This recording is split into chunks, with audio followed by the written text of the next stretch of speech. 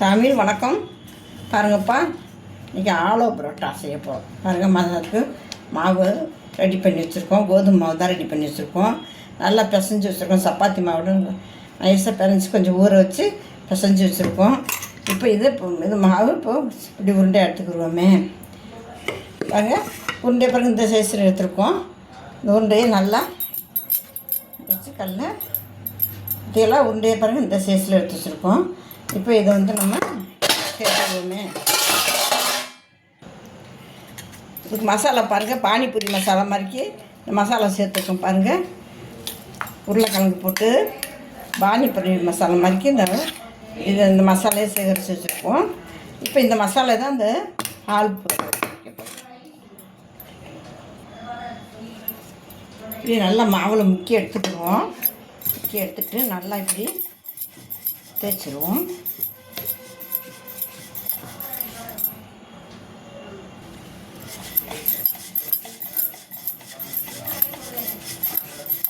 நல்லா தேய்ச்சிட்டோம். பாருங்கள், இந்த அளவுக்கு தேய்ச்சி வச்சுருக்கோம். இப்போ இதில் மசாலையை வச்சுக்கிறோம்.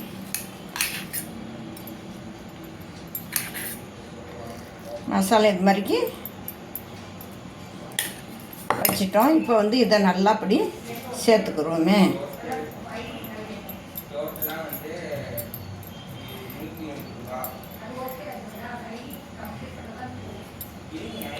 பாருங்கள், இந்த மாதிரி சேர்த்து எடுத்துக்கிட்டோம்.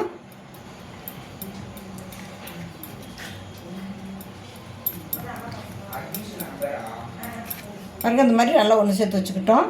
இப்போ லைட்டாக அப்படி ஒரு மாவில் முக்கிடுவோம். அப்போ தான் தேய்க்க முடியும்.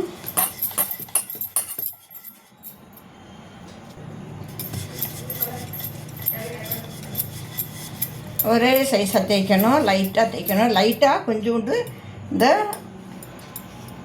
பூரணம் தெரியும் மாதிரி, மசாலா தெரியுற மாதிரி இருந்துச்சு. லைட்டாக கொஞ்சம் மாவு வச்சுக்கோங்க.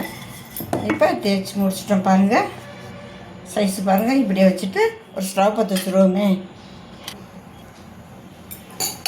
இப்போ தோசைக்கல்லை வச்சுட்டோம். ஒரு லைட்டாக எண்ணெய் தடவிக்கிடுவோம். இப்போ இதை எடுத்து போட்டுருவோம். பாருங்கள்,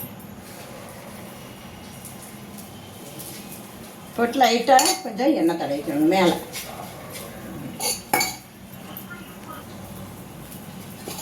இப்போ லைட்டாக திருப்பி போட்டுருவோமே.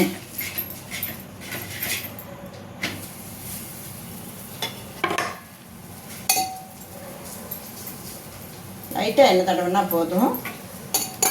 பொறுமையாக வேகட்டும். அது நல்லா வெந்துருச்சு.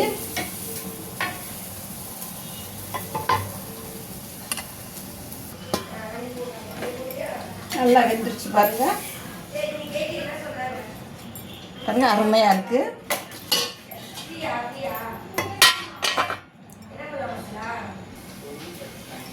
பாருங்கள், இப்போ அருமையாக இருக்குது. பாருங்கள், பாருங்கப்பா, ஹலோ பரோட்டா சூப்பராக இருக்குது. பாருங்கள், ஒன்று சாப்பிட்டா போதும். ஒரு சாப்பிட்டு ஒரு காப்பி சாப்பிட்டா போதும் ஒரு வேலைக்கு. சாயந்தரம் குழந்தைங்க வர நேரம் இது மாதிரி செஞ்சு கொடுத்தீங்கன்னா பார்க்க அருமையாக இருக்கும். பிள்ளைங்களுக்கு பிடிக்கும். காரம் இல்லாமல் செஞ்சு கொடுக்கணும். ரொம்ப காரம் போடக்கூடாது. காரம் இல்லாமல் செஞ்சு கொடுக்கணும். அருமையாக இருக்குது. பாருங்கள், காரம் இல்லாமல் செஞ்சு கொடுக்கணும். இது மாதிரி செஞ்சு கொடுங்க, குழந்தைங்களுக்கு ரொம்ப பிடிக்கும். இந்த பரோட்டா இனிப்பு, பிள்ளைங்களுக்கு சுகர் இல்லாமல் இனிப்பு இல்லாமல் இந்த காரம் இல்லாமல் நார்மலாக செஞ்சு கொடுத்துருக்கோம். பிள்ளைங்களுக்கு பிடிக்குது மாதிரிக்கு அருமையான பரோட்டா. பாருங்கள், ஆலோ பரோட்டா சூப்பராக இருக்குது. இது மாதிரிக்கே செஞ்சு கொடுங்க குழந்தைகளுக்கு. நீங்களும் செஞ்சு சாப்பிடுங்க. ஃப்ரெண்டுகளுக்கு ஷேர்